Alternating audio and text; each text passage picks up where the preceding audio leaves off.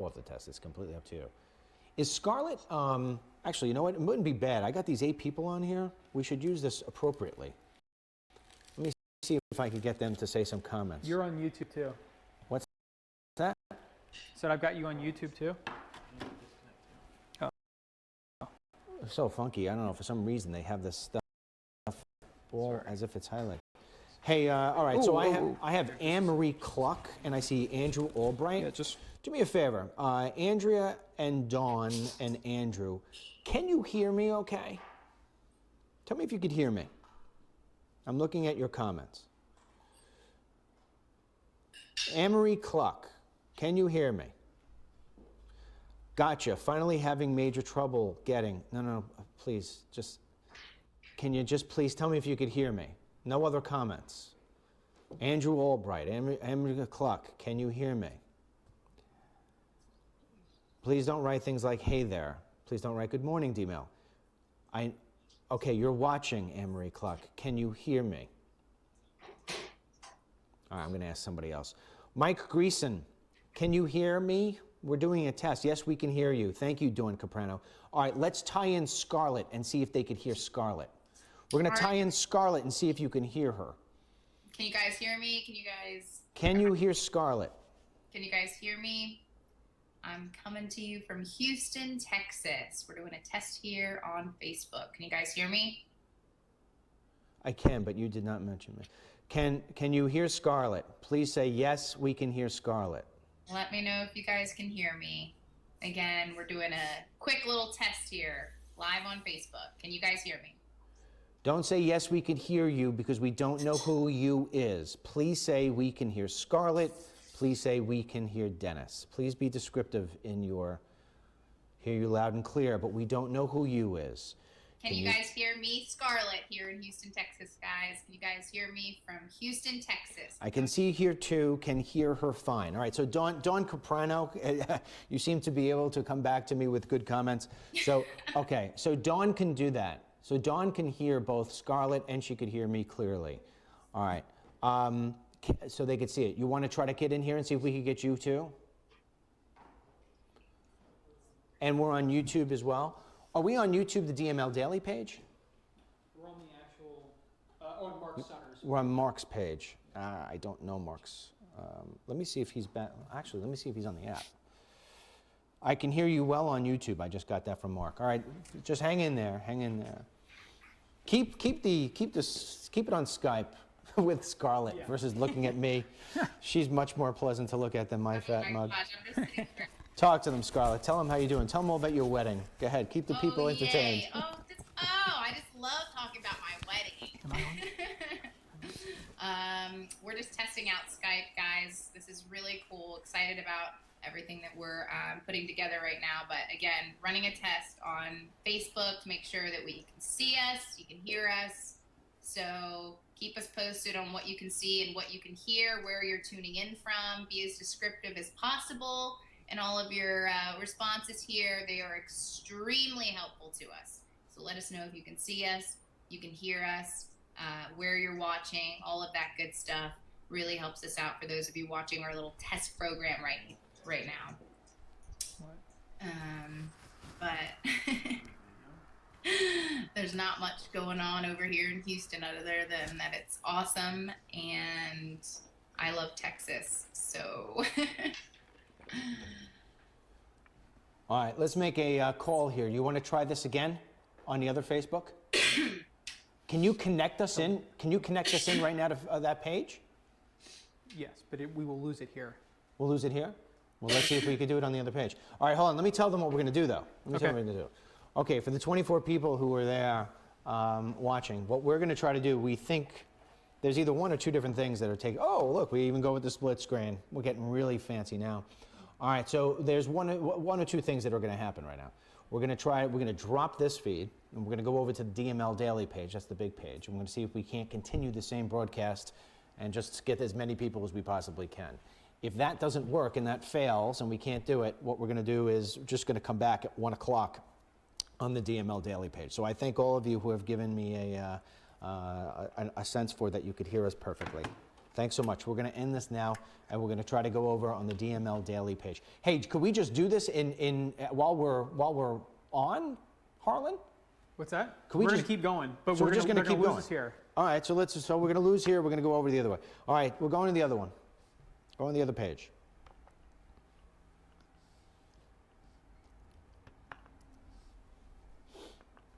Keep the split. Oh yeah, all right. But keep the split for them on the Facebook Live with Scarlett and I, so they know it's something different when we go back there.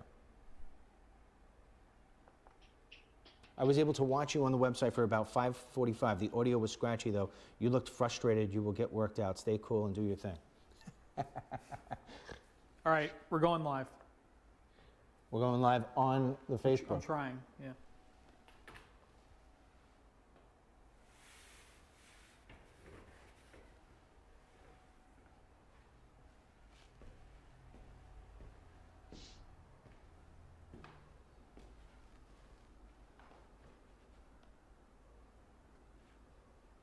Yep. Here we are. All right, so hold on for a second. Don't go anywhere. It looks like this is working now. Let me see if people can hear. All right. Let's see if they actually say it to me. Okay. Here's what I want you to do if you're watching, if you're one of the Facebook people who are watching. We are obviously having massive technical difficulties. We're trying something for the first day. Tell me, can you see Scarlett and can you hear Scarlett? Scarlett, start talking. Hey guys, Scarlett Picard here. I know a lot of you guys have been wondering where I've been, but here I am doing some DML reporting for you. We're just doing a little test here, so hopefully we can start the show soon. Can you guys hear me? Just keep talking, Scarlett. Tell them about your wedding. All right. Dennis wants to hear about the wedding. I actually just invited Dennis and Harlan, so I'm putting the pressure on them right now. So all of you guys can ask them whether or not they came.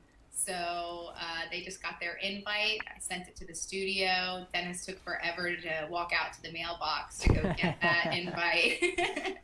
So it's September 9th. Super excited. Working on that documentary, The Cost of Refugees. So for those of you wondering what else I'm up to, doing a lot of research right now.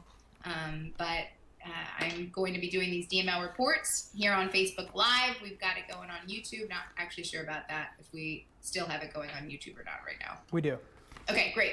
So you guys can check us out on YouTube. Let us know where you're watching, of course, too. We're curious, as always, to know where you guys enjoy watching us, whether YouTube or Facebook. But let us know if you can hear me right now. So if you can hear me, please say, yes, I can hear you, Scarlett. And say, yes, I can see you. We're testing out some different screens Okay, here. so they just said, yes, they can. I'm back. So they said that they can, and they can see you, and they can hear you. They're also asking whether or not I vetted the gentleman that you're going to be marrying. He is, talked to him on the phone. Actually, Dennis is on it. I did talk to him on the phone. I got more research to do, but he seems like he's a pretty good guy. And I think we'll show up to the wedding, right, Harlan? That's right. Who's going to drive? Who's going to drive? Well, hey, I'm a fast driver, so if you can deal with that, then I think I'm going to let you drive so I could drink. You may need to. All right. Of course, I'm talking about drinking milk and cookies. But all right. So what we're going to do is, obviously, our crowd is very small here. We had massive difficulty about 20 minutes ago. For some reason, we could not broadcast to Facebook. We were only able to do YouTube in the app. So we're a little thrown off our game here, but we're going to jump back in here. We can see what we can do. So as you can see, I'm splitting the screen here, or I was anyway, with Scarlett. So we'll just start back, all right, as if we were just beginning. So first of all, let me tell you this. If you want to call into us, we're trying a bunch of different things here today. We're trying to check the different cameras. We're trying to catch the simulcasting of the program altogether. It's a work in progress, so you're going to have to bear with us just a little bit, all right? We're trying to fix things like sound. We're trying to fix things like everything. We're trying to fix everything. So that said, if you want to call in and speak to Harlan and myself, Scarlett's going to stick with us for a little bit, and then she's going to wind up jumping off. But if you want to speak with Harlan and myself, here's what you do. Right now, you go to DennisMichaelLynch.com and you hit the submit news button. And all I want you to do is just say one sentence of what it is that you would like to talk about and leave us your phone number. What I will do, while Holland and Scarlett are giving you some reports, I will pick out who will call and I'll respond back to you that we will. Please answer the phone when we do it. It's going to come in as a private call. I'm not giving you my cell phone number, okay?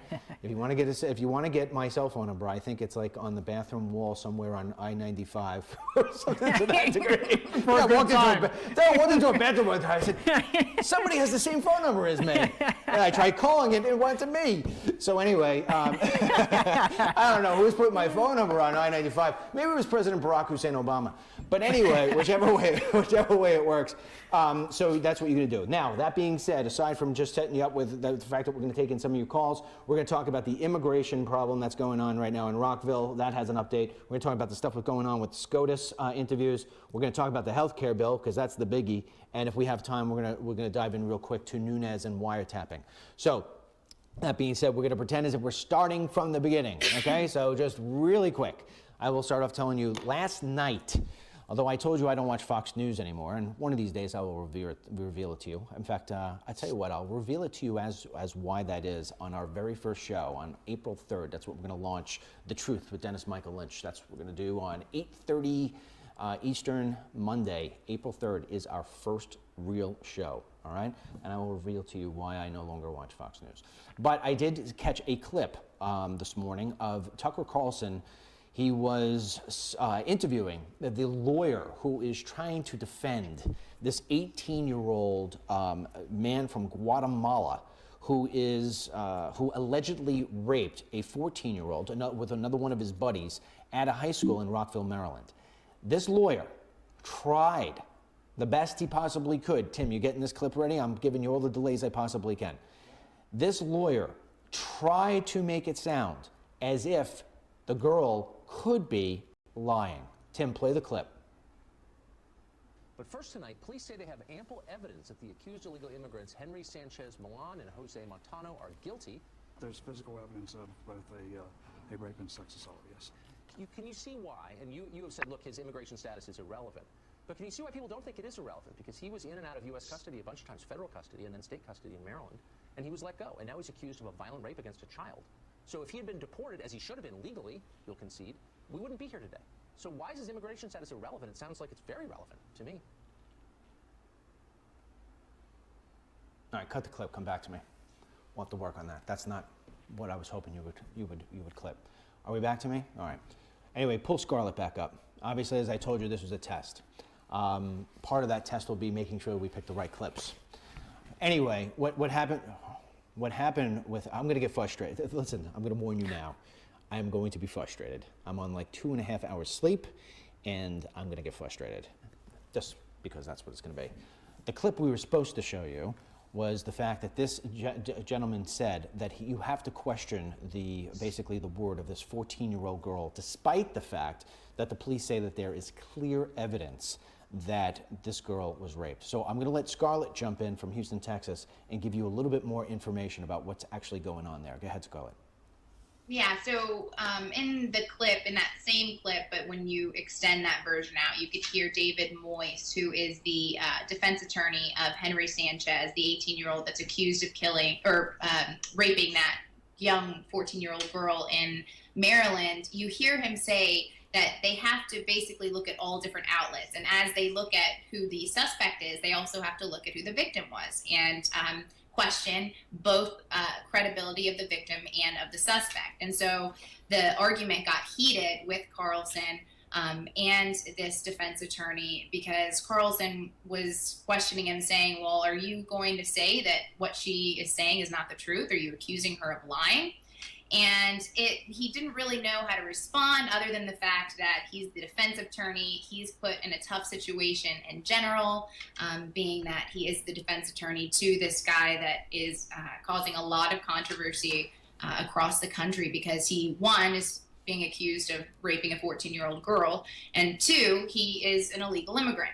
So the one clip that we just showed you was Carlson asking him, well, are you going to take care of this immigration aspect of it? And the guy said, that's not really my expertise. That's not what I'm getting paid for. But I am getting paid to defend this kid who we don't know if he raped the girl. But when you look at the facts, oh, go ahead. Yeah, Scarlett. I mean, well, I wanted to back up a little bit. I mean, the thing that I thought was so telling was that this guy was overly concerned with the legal strategy of the case. And I understand he's the lawyer and he's defending this guy. But it's very, very clear that a 17-year-old boy raped a 14-year-old girl. And according to law enforcement, there were clear markings on this victim to substantiate the claim that she had been brutally assaulted by this 17-year-old boy. Yeah. And the claim that his legal defense is pushing is that that is a lie. So I didn't want to gloss over that point because that is so outrageous. I mean, it flies in the face of the statements that we've heard from law enforcement, and it's really concerning when you add in the line of questioning that Tucker took in this piece, asking who's paying this gentleman's legal fees, who's paying for you to defend this accused rapist, and he didn't want to answer and he that didn't want to question. answer that question. He didn't want to answer that question. Yeah. Go ahead, sorry. No, yeah, you. Go ahead. Yeah, so I just wanted to add, though, I mean, you're not only talking about the evidence of the physical scars on her, as you know, that's one thing, but the court documents also talk about blood being found along with other DNA samples inside the bathroom stall where the girl allegedly said she was raped. And then you have classmates saying that they heard screams, and Tucker mentioned that as well in the interview. So you have several different things going on here, and then you have this defense attorney saying, well, there may be some other things that come out that we haven't said yet. I can't say, but there's other things, you know, that you have to put into question. So what other things could possibly go against all of this other hard evidence that they already have collected? Well, Scarlett, I know you're a reporter, and so I don't want to make you, editorialize too much here, but wasn't it very telling that this attorney opened the door to, it was almost a Freudian slip to reveal that potentially the offense of this child is being paid by somebody else. So if you were guessing, do you think that it's a liberal progressive group that's hypersensitive to immigration issues, that is willing to defend this man in the name of illegal immigration? I mean, did you get that vibe from the interview? Because he was sort of skirting around it. He refused to outright deny that an outside group was paying for this gentleman's defense. I mean, was that revealing to you at all? Yeah, I mean, you can only infer so much from what he was saying. He clearly was not going to give a specific answer of who is funding him defending this kid, but at the same time, I wouldn't be able to say. And yeah, that's really hard. That's a really tough question. But yeah, you can infer anything at this point in time. It's kind of all up in the air. So that would definitely be one assumption for sure. All right, let me jump in with something here that I want to bring up. All right, so a lot of times when we do the walk-in talks, we've never done them together. We've always just done them as individuals, and now we're bringing it all together. But one of the things that I have been pounding on,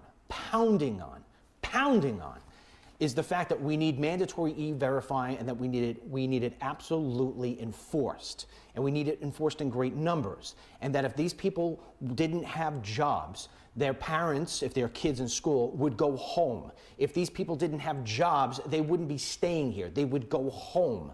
And this is why I get so passionate about this. I'm going to show you something in a second. But I get passionate about this because I understand that by and large, these people are here because we're giving them the ability to have work. Now, if you have ever seen my films, you know my very first film, They Come to America 1, starts off at the corner of a 7-Eleven convenience store. Before I came here today, I wanted to show you that not a single person has left that corner. Tim, play my video quick. I shot this video this morning going in and out of 7-Eleven. I don't know, and again, you got to cut Tim a little bit of slack. He's trying his best here, but we're putting it up. You could see this video. I captured this morning at 7-Eleven. There is still no less than 50 to 100 guys spread all over the place around here, still getting picked up for work. This is, you could come back to me, Tim, we swear it. This is 60 days, however many days it is after the Trump administration has taken over. I can tell you those guys weren't looking over their shoulders. They weren't afraid of being deported at all. There's no deportation police around there. There's nothing going on. If ICE really wanted to detain these people, they wouldn't have to hunt anybody down. They just got to go with a big net right there at 7-Eleven. And one of those guys potentially could be or has been somebody who has committed another crime. I would almost bet my life on it. And this is why I argue about it, because I wanted to show everybody that there's hard proof that people aren't going home. They may not be coming in as much as they were, but they're not going home. They need to go home, and these rapes won't happen. Last word to you, Harlan. Scarlett, just stick on with us in case something happens with the health bill or anything. I gotta ask you. So we have E-Verify to send people that are here illegally and trying to obtain a job. We could have E-Verify for them. But what about the kids? And I understand that a lot of people would self-deport and their kids would go back with them. But why isn't there a system in place in the public schools in this country to say, yes, I'm trying to matriculate at this school. You know, we have to determine what your legal status is. Why doesn't that exist? It's funny you ask this. I went to one of the principals in our, I used to have anyway, a kid in each single school. I had him in the high school, I had him in the middle school, I had him in the grammar school. And we are slaughtered with this. In fact, my one kid tells me that right now he's still getting new people coming into school. It should be going the other way around, and it's not. The reason being is, and I met with, because we had a kid who was 21 years old going to our school. Yeah. And I met with the principal, and she said to me, hands down, Dennis, my hands are tied. I can't ask for anything from these people. Not a nothing. By law. By law, they cannot even as much as ask for a Social Security. They can't ask for a gas bill. If you, let's say for instance that you lived in a part of Long Island that was crappy, and I live in a part of Long Island that's nice. And this is, I'm talking Long Island, but this is everywhere in the country, okay? Everywhere. So you live in a bad district and I live in a good district, and let's say if they're neighboring to each other. I mean, that's the scenario all throughout the country, right? Sure. Okay. I mean, I can tell you right now, back where I used to live in a place called Massapequa, great place. You go next door to Amityville, and I'm talking about next door like I could hit a golf ball. Yeah. It's a nightmare. Yeah. All right. If you are an illegal alien living in Amityville, and you want to come to the Massapequa School District, even though the house you're living in doesn't pay my school district taxes, if you come over and say, yeah, I'm here to enroll in school, she's got to take you in. But if you're a U.S. citizen and you try to come over here and they figure it out, you're going to have to pay you're going to have to pay tuition to that school. Yeah. They're not allowed to even as much as ask. So you obviously are like the expert on this. Of course. And I know a little bit. I've learned a lot from you over the course of this. But so what you've just told me is the exact opposite of what it should be. You would think that I just assumed that at the very least there was no law in the books that they could either ask or they couldn't ask for legal status. But what you're telling me is that the law, at least here in New York, means that they cannot ask at all. The principal would be in violation of the law if she were to ask about legal status. Back during the Obama administration, okay, they put out a notice to all schools that you are not to ask anybody their age or where it is that they live. If they come to go to school, they go to school. There was a warning, not just in New York, there was a warning to every public school across the country. Most people don't even remember this. This is why I push the warning bell. I push, a lot of people, DML, you're turning on Trump. No, I'm not. My job is to push for you. That's what I do. I'm going to push him and push him and push him, push him. I'm going to be like white on rice, like get this guy away from me. That's why every time people share our stuff, you're doing your job. You're not turning your back on President Trump. What you're doing is you're holding all these people, including himself, you're holding their feet to the fire and say, I gave you this job, I gave you my loyalty, I gave you my vote, now give me back in return what I deserve. Now, you know what? To most people out there, this 14-year-old girl, she's just a girl in a news report. And it's one of those, aww, until it's your 14-year-old girl. When it's your 14-year-old girl, then it becomes a completely different story. It becomes a completely different nightmare because now it's internalized and it's home. All right? So I have met too many of these people to pretend like it doesn't happen.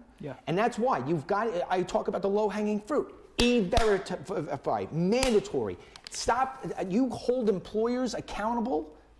and they will not hire these people anymore. They will cut off the magnet, and these people will go home, and we won't have to report stories anymore in Rockville, Maryland, which is also named the belly of the beast because there's so many illegals there in that place. I know half the people that I'm watching on television. They've been to my speeches. I've spoken in Rockville, I think now 3 times. They always call me back. And I'm always packed out. It's always packed out when DML goes there because these people are frustrated. I mean, they're screaming. They're screaming. It's crazy that we're allowing this to happen. And this can be solved in 2 seconds. And yeah, I'm going to stay passionate about it, and I'm going to continue to hold the feet to the fire. Now, that being said, let's change topics here because I don't want us to go too long. Yeah. We could talk about this all day long. Yeah. Let's go into let's go into the healthcare thing for a second. I want to skip a little bit because I'm going to wind up calling a Lisa. So Lisa, if you're watching, I'm going to call you in a couple of seconds. The thing with the healthcare bill, just so this way you know, is that the vote is supposed to take place later today between 2 and 4 o'clock? No, between 4 and 5. That's what they're saying 4 and 5 o'clock. Yeah. And that even that could get pushed off. Yeah, it could. Okay. Now, keep in mind this, that the votes are not there. They're just not there. The Freedom Caucus, they're fiscal hardliners. They want what I want. They want the premiums to go down. And they say this bill does not do enough to bring those premiums down. Next, you've got the moderates. The moderates are saying, wait a second. Every time you give something else to the Freedom Caucus, what you're doing is you're taking something away from me. And so what happens is that these 2 groups of Republicans are working against each other, all right? And the Freedom Caucus is holding the line. They are holding the line because remember, this isn't about supporting the president. This is about supporting you. You know, one of the things I don't like, Harlan, I don't like hearing about who's going to win. Is the president going to win this one? Are the Democrats waiting for the win? Is the Freedom Caucus going to win? Are the moderates going to win? I want them to start talking about the people at home winning. Yeah. You know? Yeah. Your take. So I thought it was really interesting. We just put up an article earlier today on DennisMichaelLynch.com, and it was based on a piece that the New York Times put out. And it was interesting because they had sources in the White House. They were indicating that Donald Trump now is saying that he regrets going for health care first. That he wishes, and wait for this, that he wishes that he had gone for tax reform. Ooh. Is he listening? Ooh. No. Ooh. You said this week. You've been saying this for how long? So, I don't know what's going to bother me more. Our technical difficulties? No, let him do. Oh! Yeah. Yep. I swear. And they were lead. That has been the lead on all the major news websites, Drudge Report, all of them, is that he wishes that he had gone for tax reform. And now they're not even going to get to that until August, September. I'm telling you, man. I'm telling you. And I'll tell you what this comes down to. Each of us have our own abilities. We have our own expertise. We have our own things that we understand more than others. I get this stuff. It's not hard, you know. But the thing that I don't like is that, you know, when you look at the people that the president has surrounded himself with, they may be good people. Yeah. They may, but I just don't get the advice that he's getting. To me, cutting off the magnet is easy. It makes sense. Yeah. It holds to everything you said you were going to do. Yeah. You knock out multiple birds with one stone. You knock out the health aspect. You held out the education aspect. It's the crime, the unnecessary rapes, the DWIs. I mean, you knock out so many birds with one stone. It's not been touched. Yeah. Okay. Number 2, tax reform. How many times have we said this over and over again? You give everybody more money in their pocket.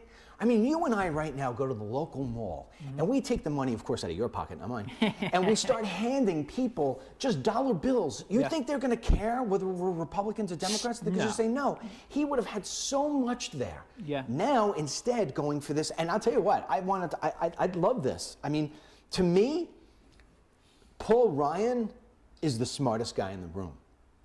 because I have said also the whole time that Paul Ryan has been pushing him.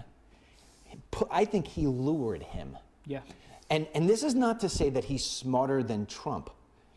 It's just that he knows the system better than Trump knows the system. Yeah. And so I have a really big sort of global look at this whole thing. Yeah. But it will mean that I have to talk for a couple seconds here. Are you okay with that? Do it. Okay.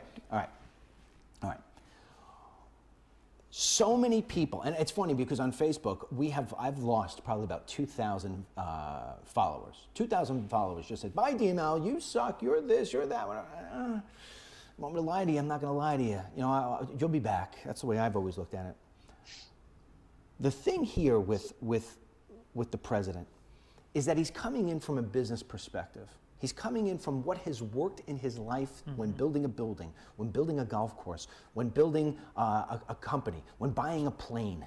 These sort of things, I mean, he's the best of the best, right? He gets what he wants. He's one of the best of the best. There's a lot of people who are good, but he's one of the best.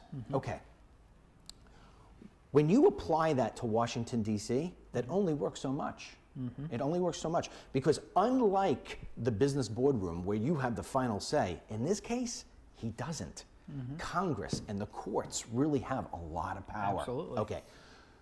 Somebody like Ryan has been in this system his entire life. Yeah. He knows it in and out. I mean, this is all he's ever done. Yeah. Ask Paul Ryan to go start a building. He wouldn't know where to start. But ask Paul Ryan to how to trip up a president that you really never wanted and you never supported. And oh, by the way, the Koch brothers don't want. Yeah.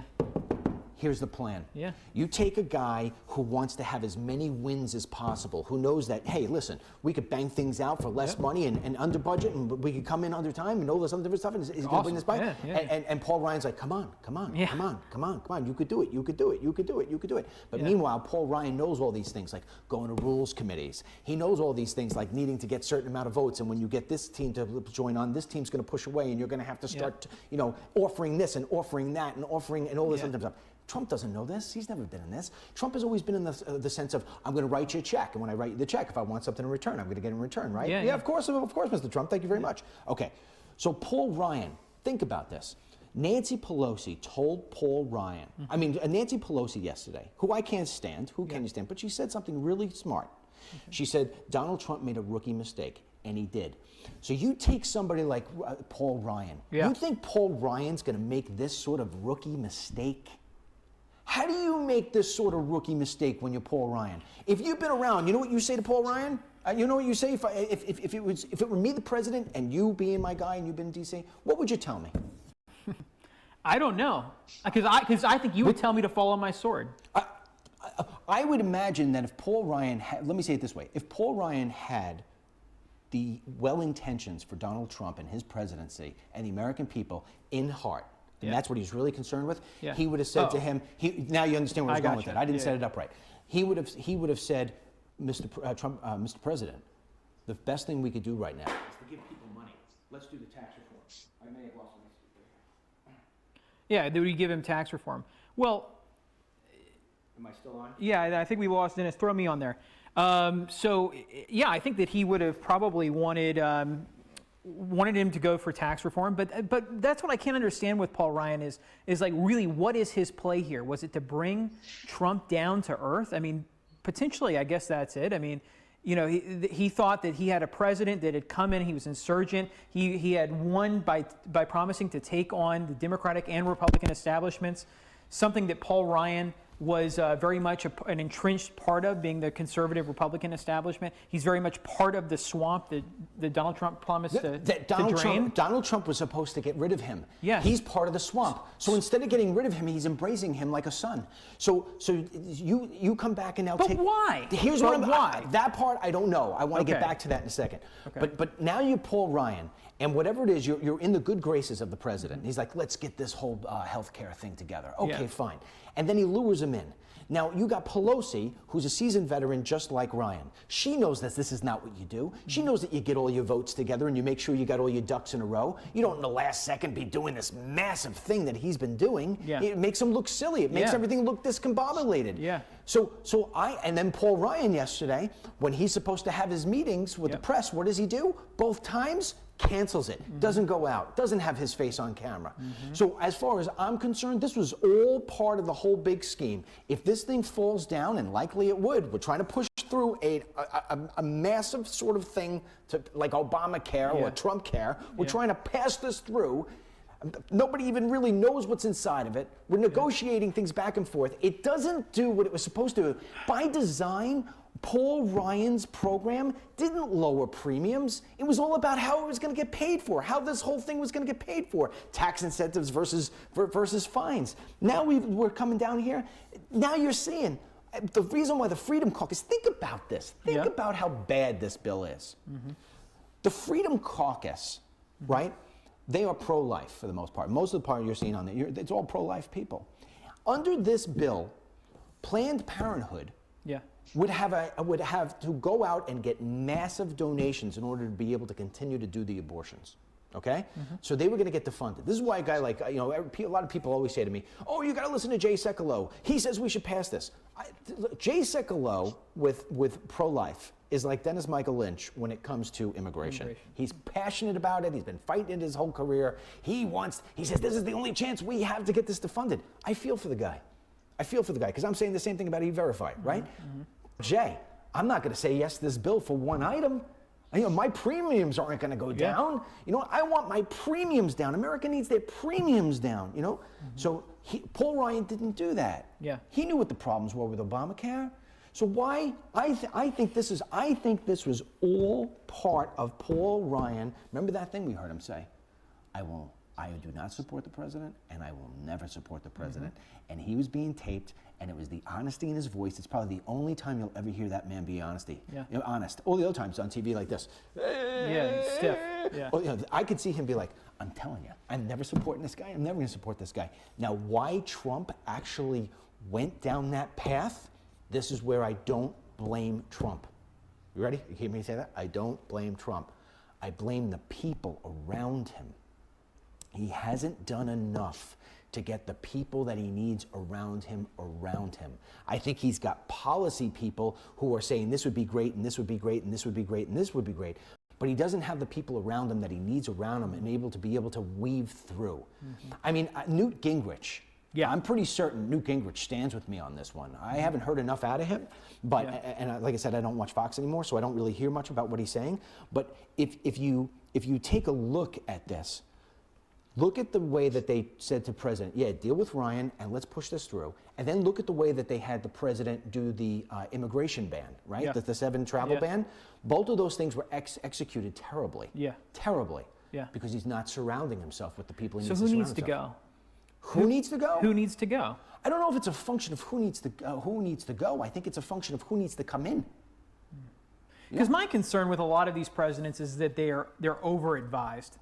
Somebody like Barack Obama, he brought all these people into the room and he was hearing from a lot of people. But what was very interesting about Obama is that he's so arrogant, and he's a former constitutional professor or lecturer.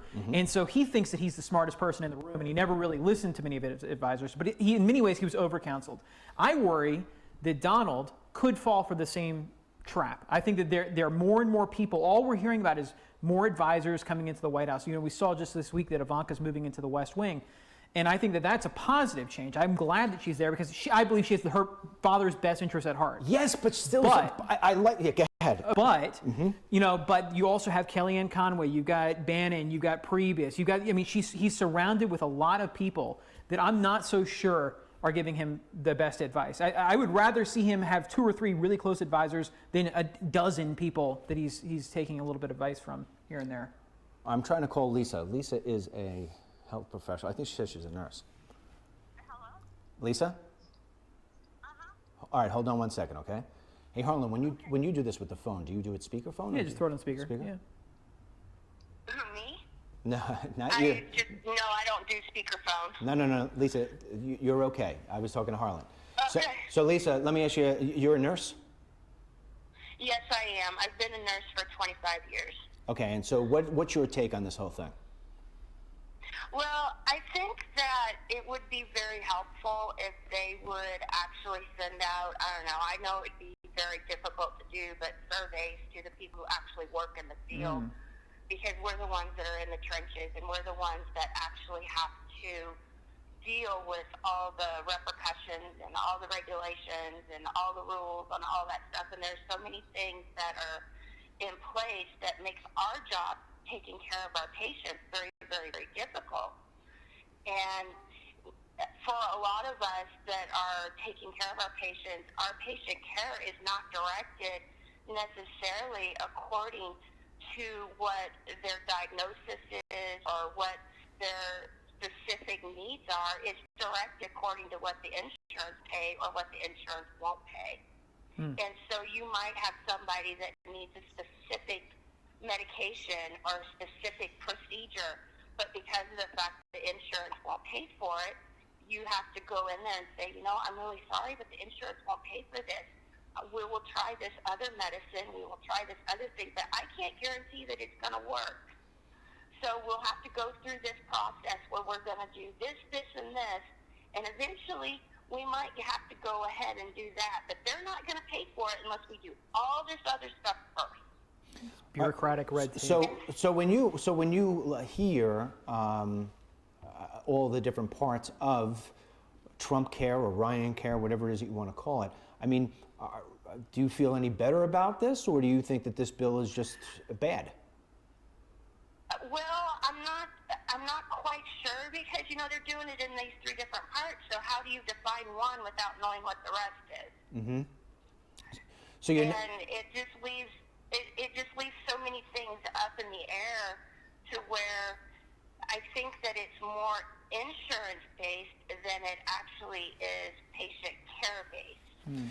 And there's so many things that, for instance, one of the things that has been really hard for us as far as giving patient care is that when you go into the hospital, you know, they give you a patient satisfaction survey, which is fine. Everybody has, you know, that's great. But what happens is according to what that survey says on how satisfied the patient is, determines how much the hospital gets paid. Mm-hmm. So if they don't get a really high satisfaction survey, they don't get paid. So it takes away from the actual nursing care because as a nurse, you're told, okay, you got to make your patient happy, even if it's not in their best interest. Well, let me ask you this. I'm assuming that you voted for Donald Trump, right? Oh, Lord, yeah. You'd Okay. have to shoot me in the head before I'd vote for her. Her being Hillary, right? Yeah.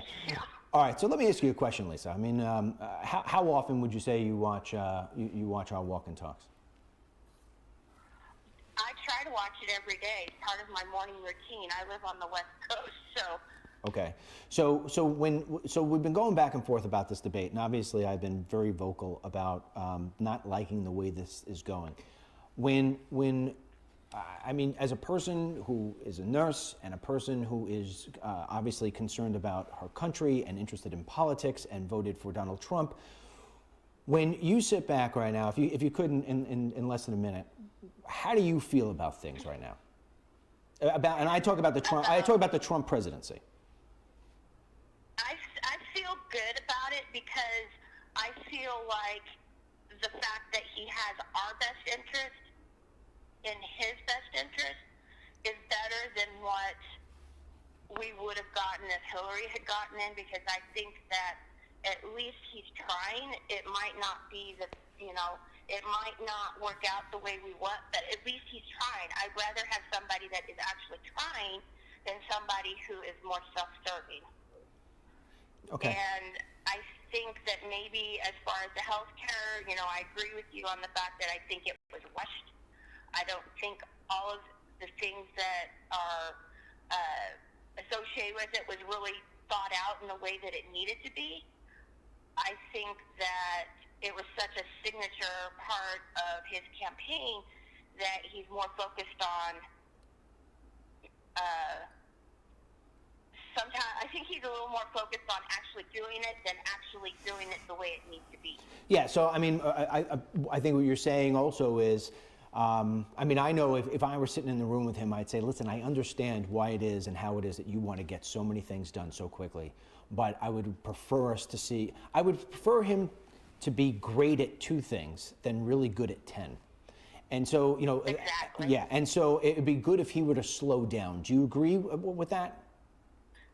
I do about the healthcare because I think that he hasn't taken a lot of things into consideration.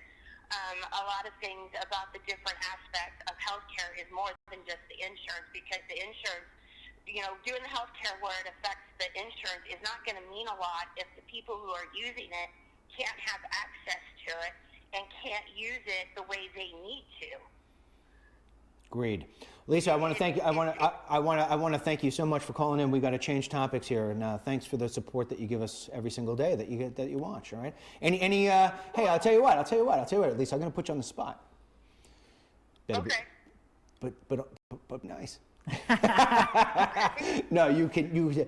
What would you like to see us improve on? Meaning here, what we do. Well, you know, it's a work in progress. I mean, you guys are just starting out, working out the kinks. It's like everything else when you start. You got to find out what works, what doesn't work. Right now, I'm perfectly happy with it. All right. I think that I think it's going to be great. Well, thank you, Lisa, so much. Thanks for calling. Well, actually, we called you. Thank you. All right, we may refer back to you when we need nursing expertise. Yeah. Okay. I am a disabled nurse right now. I blew my knee out, so I have nothing but time. All right, well, Don't worry. we hope you get better soon. Thanks so much. Okay. Bye. All right. All right, so let's move on to the next topic. Yeah. Although, before we do that, let's just cover this thing one more time real quick. If the vote comes in today as a no, what do you think happens next? Well, Trump seems to be telegraphing that he's just going to move on. That he's going to get past this and we're going to move on to something that he's more interested in. And I believe that's true. And I think that may be a tacit way, combining that with these leaks that we're hearing about him saying that he wishes that he had gone for tax reform before this. I think that this is a tacit acknowledgement that this was executed very poorly and that we just need to put this behind us and move forward. We can come back to healthcare reform later, but there's some low-hanging fruit that we can go ahead and grab off the trees and start checking off the boxes. Yeah, I like the idea that he just says goodbye to this. Yeah. Right? He says goodbye to it. And He doesn't have to stand up there and admit defeat. He doesn't have. Nobody's asking him to do that. Just get past this. You know? He doesn't have to admit defeat. All he has to do is say, hey, this is the way DC works. Yeah. I'm learning quickly. But guess what? I want to tell you right now that we have this new thing in place. Bah, bah, bah, bah, bah, bah. And that's why I think he needs to hit a lot of... Hey, I got to ask you a question about E-Verify. Yeah. Would you need legislation to require employers to do it? Or could he do it through an executive order? Right now, there are states that already have it. Yeah, but to compel them through, like, the Department of Commerce or something. No, there's no enforcement. That's the problem of it. It's the same thing. There was no enforcement down at the border, Yeah. right? Okay. So basically, what Obama did was indirectly, Yeah. he told the guys down at the Border Patrol, Right. stop doing your job. Yeah. In fact, when I did They Come to America 3, Yeah. a lot of They Come to America 3 is me interviewing this Border Patrol agent. And he, very brave, came Yeah. on camera, had to hide his face, whatever it may be. Yeah. And he explained that just one day there was a roll call. They went in, guy sat down with the roll call and said, starting today, we're going to be doing a capture and release program. They were like, this is a joke, right? Where's the candid camera? He Yeah. said, no, this is starting today. It came from the top. This is Yeah. what we have to do. Okay, so when Trump took place, it was the reverse. Yeah, I got okay, it. you guys are going to start doing your job. Yeah. All right, it's the same thing. Right now, we have this E-Verify program, which is all electric. You know, you sit there on the computer. The infrastructure's there. It's Yes, all there. there. You just go Yes. like this. You put it in there. Oh, Harlan. You don't have a valid ID. Yeah. You know, now it doesn't happen like that. Usually, what happens is, okay, Joe from Mexico. Boy, you don't look like a Susie from Maryland Yeah. who's 93. Right, You right, can't work here. Yeah. Okay. But what I could do is go like this. So where would you like to start first? Cleaning the bathrooms or cleaning the warehouse? All right? Nobody is on the other end of this and saying, wait a second, flag, what happened with this? Tell me what happened after you ran this whole thing and we got 90. Nobody is doing that. You start doing that and there's a red flag that comes up. This is a matter of technology. This is a matter of the president saying we're going to enforce this. And in the same way that you're watching people get deported, if we started watching employers get, all you need to do is one or two. Big, huge thing. Have a whole little raid go into one place, go into whatever your local, whatever place it is, you know, or landscaper. Have, you know, go into 7-Eleven and just, you know, I mean, I know that's not the E-Verify, but if you have one person and you go in there and you use an example of one person who's using E-Verify and slips through, everybody's going to start paying attention. So exactly what are we missing in terms of enforcement? Is this something that just nobody's enforcing it? So he has to direct some department in the government to start enforcing E-Verify? He has to pick up the phone. Well, first of all, there are states that have it. Now people are going to get a little bored with this. I'm sorry, but we should do this on another segment. But we could do this next week. Yeah. Want to do that next week? Let's save this for that. All right, we'll do every. Because I think this would be interesting to understand. Because it sounds like it'd be very easy for him to do. Like you don't need any action by Congress. I mean. Okay, but you know who would start bitching and moaning? Who?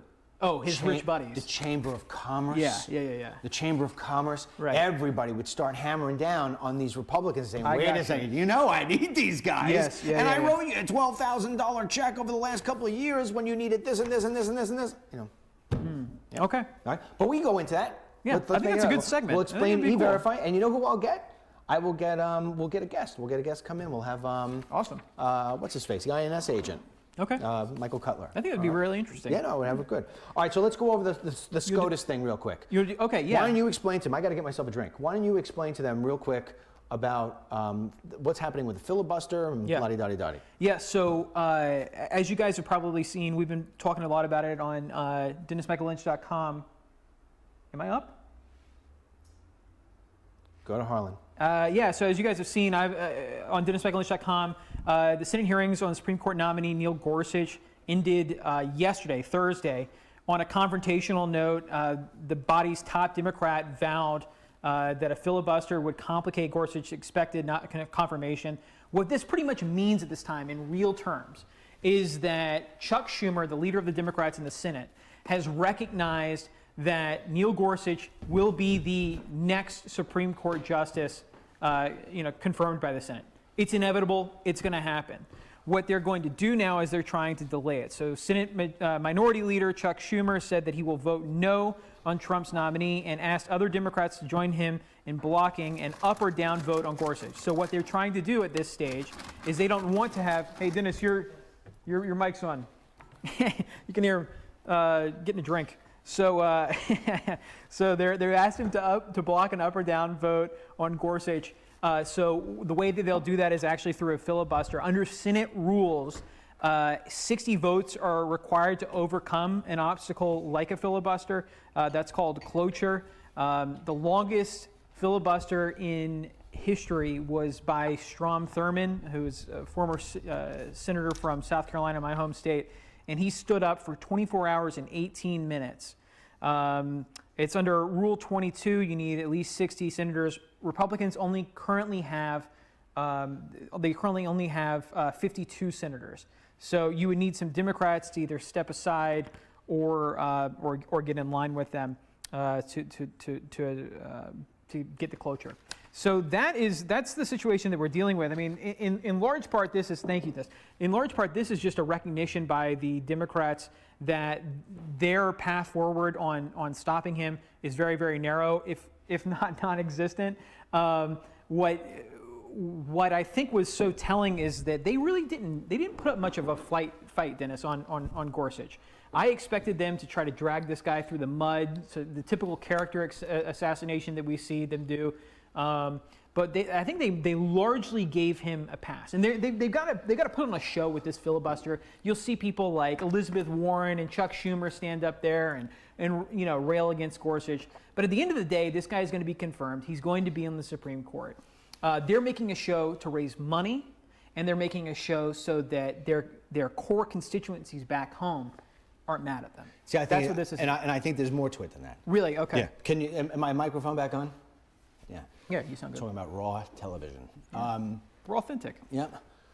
There's more to it than I think that. I think that the Democrats see what took place with the health care bill.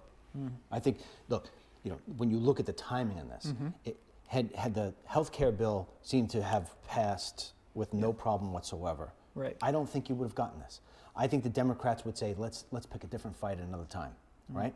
Because, well, forget about because. Everybody has talked for a long time about the fact that you just say, hey, just let this one go through. You're not going to win this fight. But they see right now a wounded animal. Yeah. They see Trump. Look, what's happening with the guy. If the health care thing turns around and the bill passes, if you want to talk about victories for Donald Trump, he's going to come out looking like he's the smartest guy in the world. Yeah. I used the art of the deal. I pulled back. I said, now you're going to get stuck with Obamacare. It's all He'll going to look be like on a you. genius He's if going he to look does like a it. genius, Yeah. except for the fact that the bill sucks. Yeah. You know, so we lose, he wins. You know, okay. But let's say, for instance, this thing comes to a vote and he doesn't get it. Okay, now all of a sudden you got that. Now the second thing you're going to have is the fact that they're going to start filibustering your SCOTUS pick, right? And now what they're doing is they're putting more pressure on Trump. Yeah. They're trying to make him feel as if nothing he does can win. No matter what he does, they're going to fight. They're going to slow him down, slow him down, slow him down. And this is where I think that a lot of people don't forecast what all this means. The Democrats right now, as you just said, they've got their eye on one thing. 2018 midterm elections.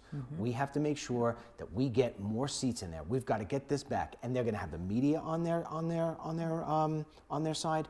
They're going to have people who are now questioning President Trump. I mean, I told you the story about me being in the haircutters the other day. Yeah. You know, people who would never watch a show like this. They're just not into politics. Yeah. But at the end of the day, they see enough. Yeah. And they're questioning already. It's only 6 days. They're questioning whether or not he's going to be able to get anything done. And, oh, why is he doing this and why is he doing that? So when you start putting in that doubt, and we talked about this the other day, reasonable doubt. You just start putting doubt in people's heads, and they start coming back and they're like, you know, maybe he is a great business guy, and maybe he is a really good guy, but you know what? This job really isn't for him. You know what, though? A lot of presidents have started out and they've had a tough first year. Reagan had a tough first year. George H.W. Bush really had 4 tough years. Bill Clinton had a tough time. George W. Bush certainly had a tough time. Even before 9/11, he did not look like he was going to be a successful president, even before 9/11. He had a tough first few months. Obama had a tough first year. Now, he was able to get Obamacare stuff, but it was brutal for his popularity.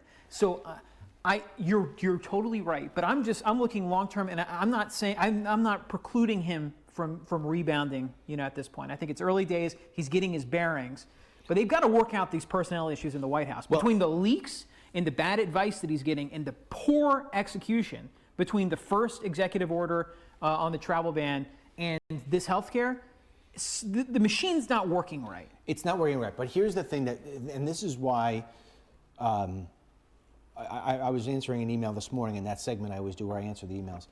Here's one reason why I still feel good. Okay. Because Trump is a smart guy. And I think that, you know, when somebody bruises your ego and somebody takes advantage of you in the way that I think Paul Ryan does, I'll say it differently. There's an old expression, screw me once, shame on you. Screw me twice, shame on me. And so I believe President Trump will sit back this weekend and say, everybody get away from me. Leave me alone. This is what I would do. I'm not going to say what he should do. I'm going to say this is what I would do. If I would have put myself in the same situation he has, I would have said, stay away from me. I'm not going to Mar-a-Lago. I'm going to stay right here in the White House. Just everybody stay away from me. And I would just really take the 2 days and just to myself. And I'd say, okay, Mira, what has happened over the last 60 days? Yeah. Where did I go wrong?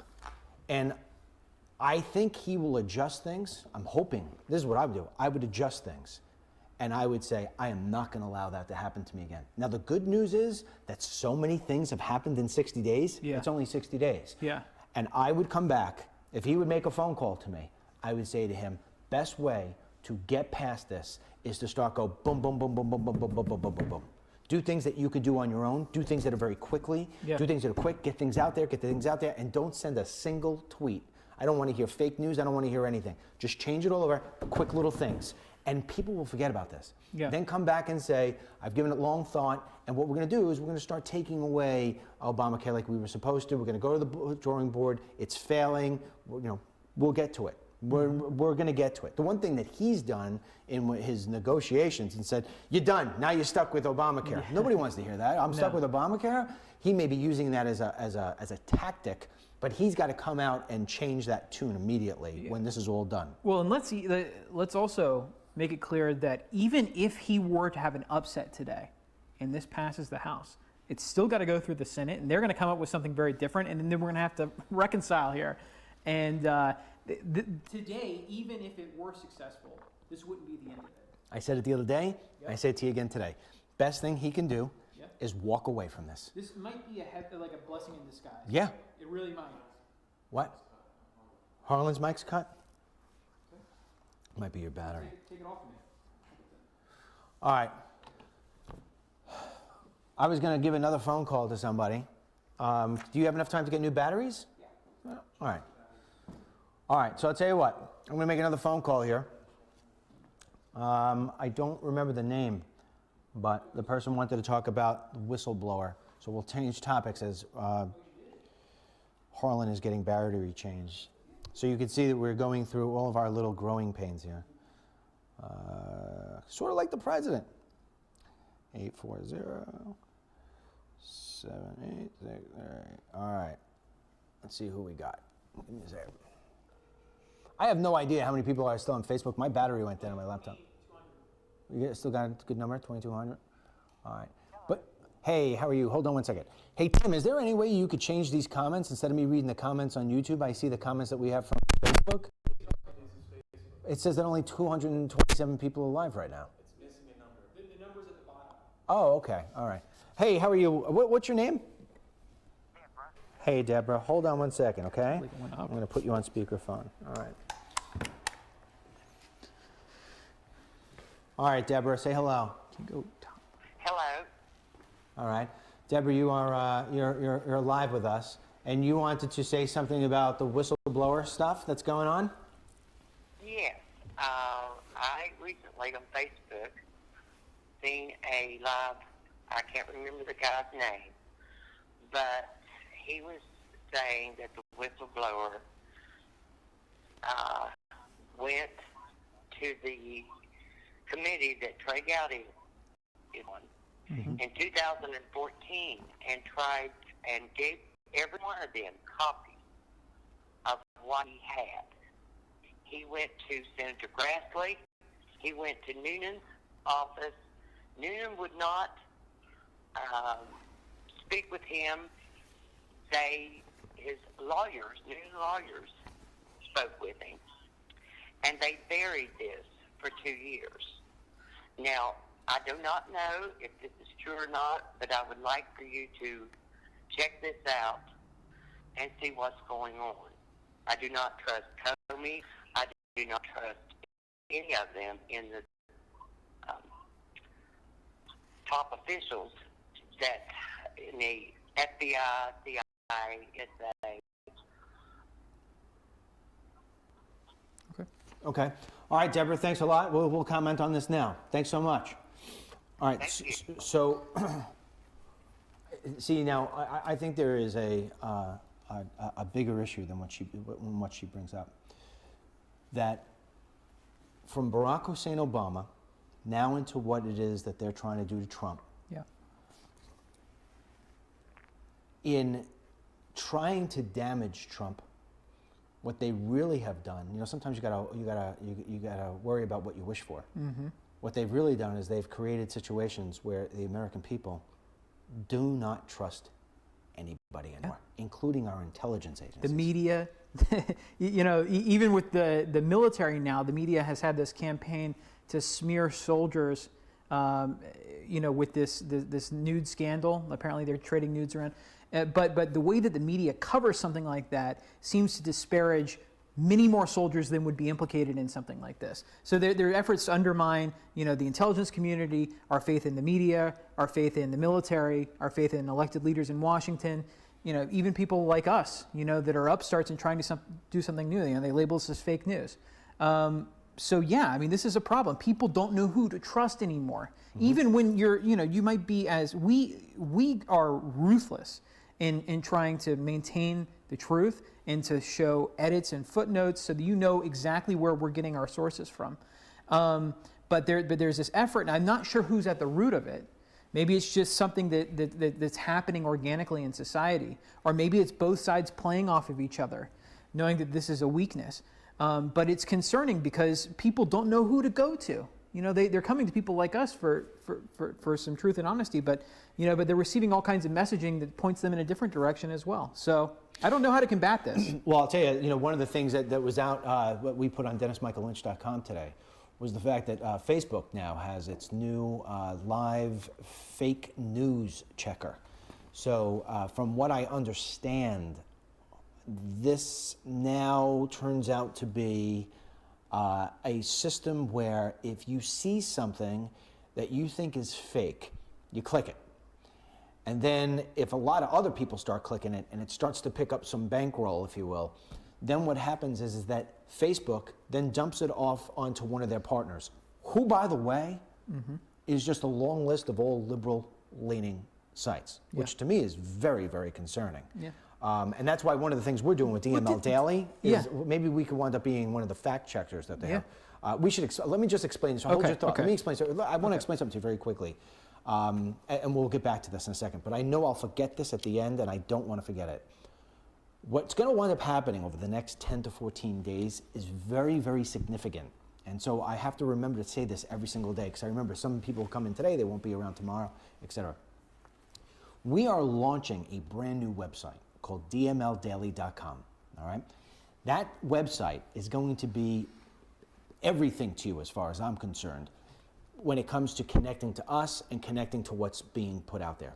How this website is set up, and I'll be as brief as I can. At the top of the website is a 24/7 never turns off video player. Our shows are going to be broadcast on there.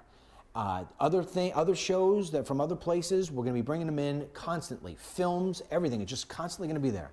Right next to the video box is going to be that live conversation that you guys are having right now. It's there 24/7. So you can always go on and always get into chats with people, whether it's Harlan's show, because we're going to have a show just for Harlan called Harlan on the Hill. We're going to have the walk-in talks. We're going to have it where Dennis Michael Lynch is still coming to you every single night at The Truth with Dennis Michael Lynch. Eventually, throughout the day, Scarlett is going to wind up giving you different news hits. My son is soon going to be joining us. He's going to be giving you news hits. So slowly but surely, that's how that whole programming is going to be built. And it's all going to be through DML Daily. Facebook, yeah, we'll blast it to Facebook, but you're not going to have to deal with it being in your news feed anymore. As long as you go to DML Daily, you will always have us there. Now, the other thing that we're going to have on DML Daily is we're going to have not only articles that we write that you usually get on DennisMichaelLynch.com, but we're going to have categories. What's coming out from the left, what's coming out from the right, what's coming out from people, what's coming out from the middle, and you'll be able to take a look at what the story is, click on it, and we give a rating of what that place is like. So if it's from the New York Times, we may, it's based on a 5-star rating, we may give the New York Times 2.5 stars. And we have a whole rating system. It will be up there. You can see how it is that we judged who gets 5 stars, who gets 4 stars, who gets 2 stars. And therefore, you can still read the article, but you go into it knowing that we did a little investigation on who it is that you're getting this from.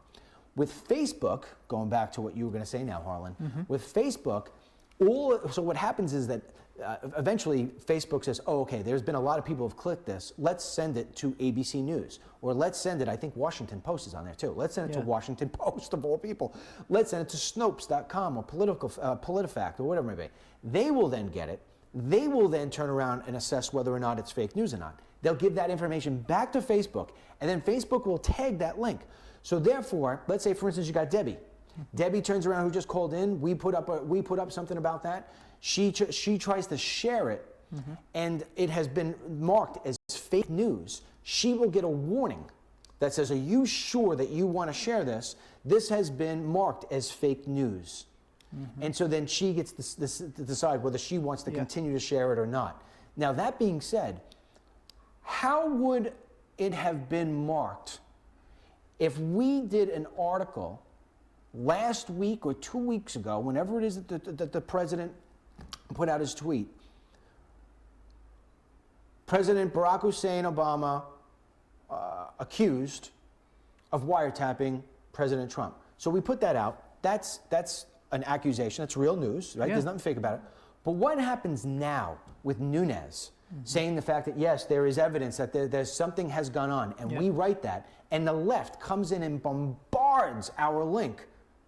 What happens with that? And there's no recourse. That's the scary thing. You know, who do you call? Who do you say? You know, who do you appeal to? You know, there's no court system to appeal to say, hey, no, this is real, and lay out why. You know, we're setting up a walled garden where a major Fortune 500 company will be the arbiter of truth in this country. And that's a scary thing. A left-leaning. Left-leaning. And that is a scary thing because they're not going to be responsive to you. And the only people that they hire and surround themselves with are people that sound, think, and look like them. And so this is, without a question, the wrong direction to head in.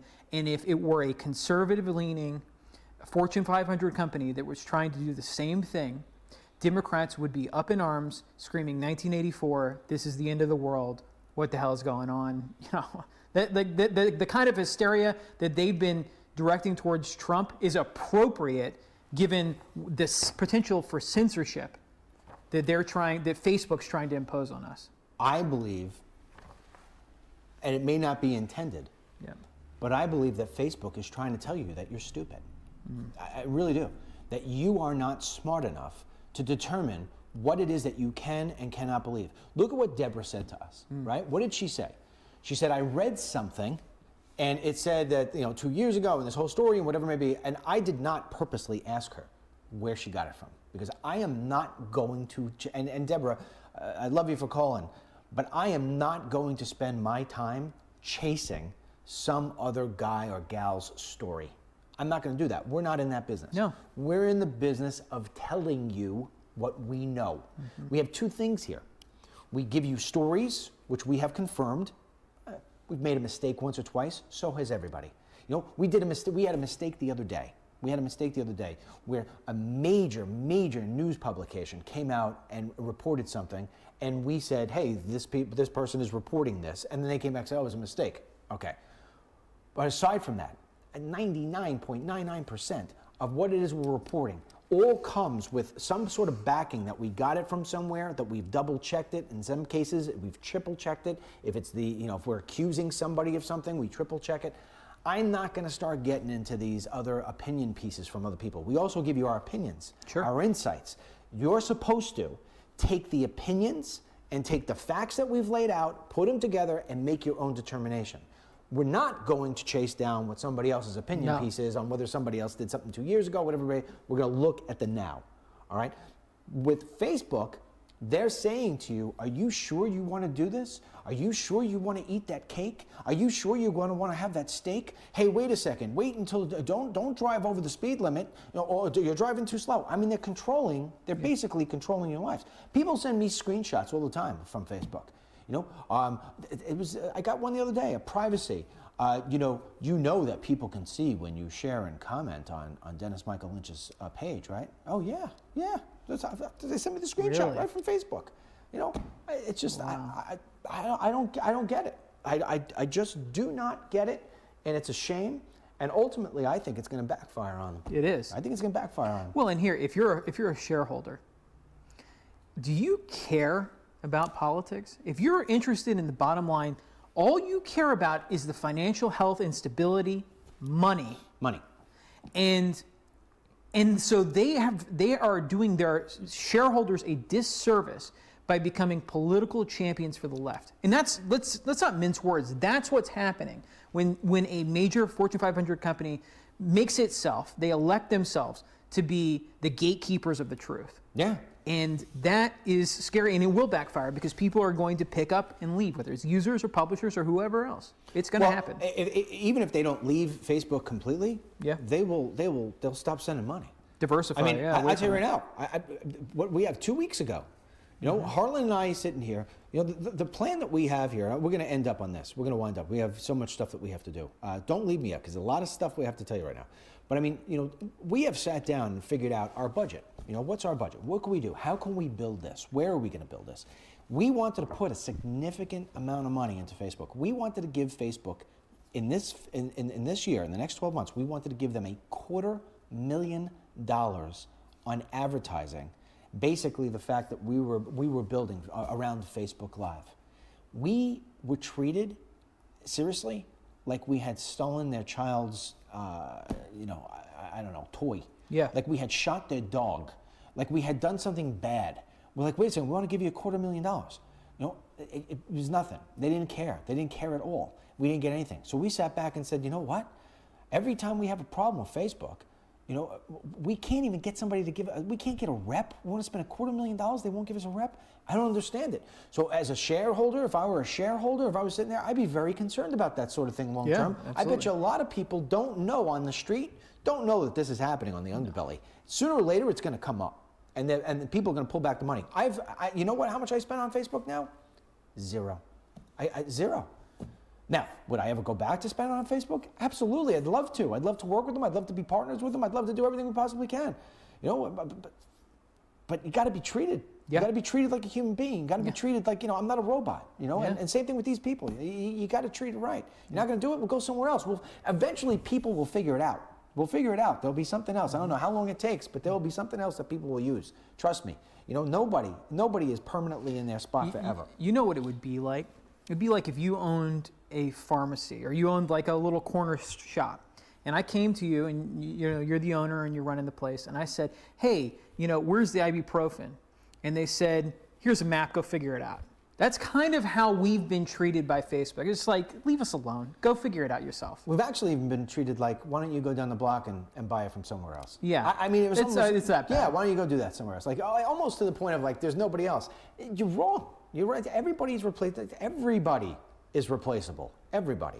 So here's what's very important. Here's what's very important. You ready? A couple things. First of all, you could see we keep on developing the place here, right? We put in some new furniture. We've even got more furniture coming. We don't need that shot, Tim. Tim just wants to play. Tim wants to play with his buttons.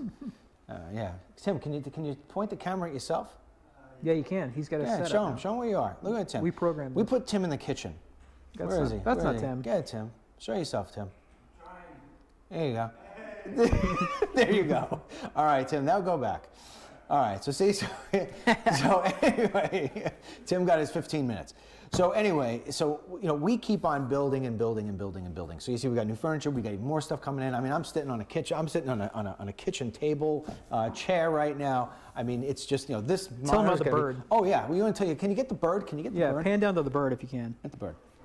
Get the bird. We got a pelican here. Where's the pelican? Can you find it? Come on. Where is he? Where is he? You do it. A little bit. Yeah. Oh! Go that way. There you go. There's the pelican. All right. All right. So the pelican is going to wind up being where all your emails come in. So all the emails we get, we're going to, when we start the show on April 3rd, we're going to put, you can come back because you're showing the ugly couch. We are going to put all your emails in here. We're going to print them out every single day. And in the last segment of the show, Harlan and I'm going to sit across from him on the couch. We're going to both sit on the couches. We're going to randomly pick things out of the Pelican every single day. We're not going to know what we're going to be reading. And we're going to pull them out, we're going to read them, and we're going to wind up talking about what it is that you guys are sending us. So it's going to be pretty cool. The Pelican is basically the delivery bird here, and that's where all the stuff different comes from. All right. Right now we have stuck it with just props. Bills. So actually bills. Yeah, bills are coming in. And speaking of bills, we should probably pay some of them. Yeah. All right. So anyway, that's it. So I want to just say, all this stuff you see in here. This is where this is the donations. Oh, I also want to say something else very important. I have to say this. I was told to say this. All right. Many of you know about the woman Gloria. Mm-hmm. Who sent us I always like to say, I don't like to say the word. So, Gloria sent us a goodbye letter. She was a listener. She sent us a goodbye letter. It turned to be that she's no longer with us. She has passed on.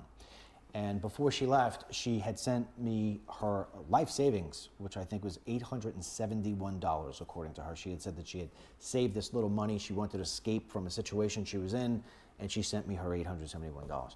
I said I was going to use that $871 to plant a tree, and plant a tree close to me at my home. So this way, whenever I went to go do the walk and talks, which by the way, on Saturday and Sunday, I'll be doing them in my neighborhood. We're also going to be doing a little gift opening. I'm going to be opening your gift, by the way. Yeah, please. All right. So and I told you, if I want it, I'm going to keep it. And if I don't, I'll give it to you. So anyway, so I said I was going to plant this tree and get the tree and put it in there. So this way, every time I do a walk and talk, Gloria's sort of there. Everybody liked the idea, with the exception of one person, my accountant. My accountant, who periodically watches this stuff, called up and said, "You can't do that." And I said, "What do you mean I can't do that?" He says, "You can't do it." I said, "Why can't I do it?" He says, "You can't do it because you cannot spend any of the donations on yourself." You know, how sad is that? I mean, it's not for myself. Yeah. But anyway, so I can't plant the tree. But then Miss Mary said, "Yes, we can." So what we're going to do is we're going to take her $871 and put it towards something else here, which we're going to represent somehow, some way. We'll have it somewhere. So what we're going to do is Mary and I are just going to use our own money to buy the tree and put it in there and keep it this way. So that's that. So if you could donate to us, we appreciate it, because we want to really fill this place up. We want to get some of the kinks out, all the other different things. That would be DennisMichaelLynch.com/donate. As I said, I don't even plant trees. I don't use any of it for myself. That's that. And if you could visit, the other thing too is when we put articles up and you guys are checking them out through the app, or if you're just going directly to the website, please share them. That's one of the ways that you that you help us spread the truth. Plus, it also helps us with Facebook. All right. So that's that. And then if you haven't had the app, you got to get it. You got to get the app. It's Dennis Michael Lynch or the DML app. You go to the iOS store or you go to the Google Play and you download it. You got to have the notifications on. If you have the notifications off, it's sort of like, I don't know, buying a suit and leaving it in your closet. You know, why would you do that for? So anyway, we had Scarlett standing by in case there was anything that happened. We were having some technical difficulties. That's why we didn't bring her back in. So we apologize. Are you still there, Scarlett? See, we can't even hear her anymore. So we can't hear her. Can you hear me? Try it again, Scarlett. Can you hear me? I'm here. I took my earphone out. So. Yeah, she's there. Listening to everything All right, say, that you guys have give a been 20-second saying. goodbye, Scarlett. Can she Can you hear? hear me? Are you there? Yeah. Say bye. Just give a quick goodbye, Scarlett. Okay, goodbye. I'll just All right, so we apologize for keeping Scarlett sitting there and not being able to jump in. Next time we'll have it more perfect. All right, Holland, any last words, my friend? Yep. See you guys later. All right, what do you think is going to happen? Is that bill going to pass or is No. it not? It's not going to pass. It's not gonna pass. Not going to pass. Harlan's money on no pass. All right, till tomorrow. God bless you. God bless our troops. God bless the United States of America. God bless President Trump. And God bless whoever it is that made that pelican. It's pretty cool. I like the pelican. Cool pelican. All right, the pelican. We have to give the pelican a name. What should we call the pelican? I don't know. We'll take a poll. Excellent. Come up with something. We're going to make a poll. Yeah. Yep. Tomorrow morning, we will put on Dennis Michael Lynch. Well, I can't put the poll. Tomorrow, with the another health bill stuff. All right, we'll do it. You know what? Put the poll up. We'll put the poll up in the next 20 minutes. Although my battery's dead on my laptop. We'll put Your it up. charger's up there. My charger's up. We'll put it up. We'll have a poll up there. You could name the pelican. I don't know. Should we name the pelican Obama? No. Hillary? No. It shouldn't be hate mail. You think it's going to be hate mail? I think it's going to be No, nice it'd be mail. love mail. Love Yeah, mail? yeah. What do we call it? What do we call it? We got to come up with names. What do you think? Anybody in there? See You in got the any Gloria the pelican? No, I can't name the Maurice? pelican. That's an interesting. Percy the pelican. I like that. Percy? Yeah. What about we call him Amigo? Look at that. What do we call him? No. What do we call it? What do we call it? Give us a. We'll Fred? read it right now. We're reading your comments. Pelosi the pelican. Pelosi. Yeah. there you Yeah, go. but see, that's all hate mail. Pete. Pete the pelican. Call him It's Pete. cool. I like the Pete theme. The Pete Like thing. the- Yeah, but it's that got. It, Pete. it needs to have some sort of tie-in. Sandra Bullock. You got a troll in here. All right, what do we got? What do we got? Dexter. Penny. Oh wait, it's not even a pelican. Somebody said they think it's a stork. No, it's a pelican. No, this is pelican. No, it's a pelican. You gotta look at It's the not a mouth. stork. Yeah, no, it's a pelican. I actually said it on the thing in the store.